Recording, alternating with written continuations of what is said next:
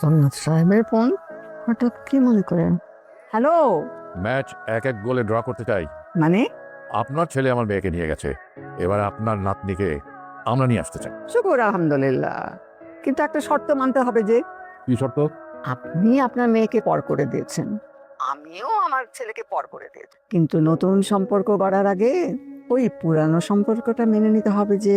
অতি উত্তম, আলহামদুলিল্লাহ।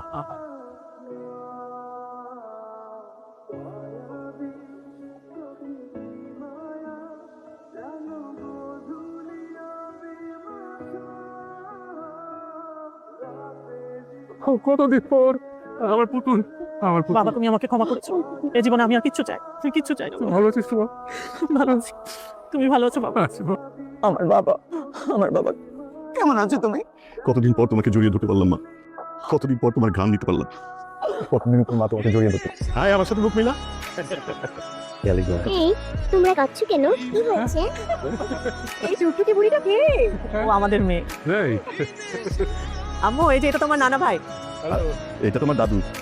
কে দেখছো? তারা তোমার আঙ্কেল আন্টি আর কাজিন ব্রাদার সিস্টার। ওয়াও, এতগুলো ফ্যামিলি মেম্বারস। তাহলে তো আমি একা নই। ওই বাবা, এতদিন পরে তোমরা আমাদের জন্য বিরাট একটা উপহার নিয়ে এসছো। এতদিন পরে দুই পরিবার যে একসাথে হয়েছে, এটাই অনেক আনন্দের বিষয়, তাই না?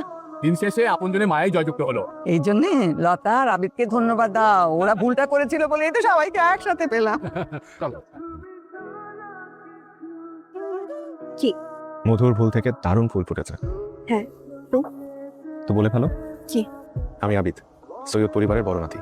দেনমোহর হিসেবে প্রতিটা জ্যোৎস্না রাত তোমাকে উপহার দিতে চাই, যদি রাজি থাকো বলো কবুল। কবুল। আলহামদুলিল্লাহ। আলহামদুলিল্লাহ।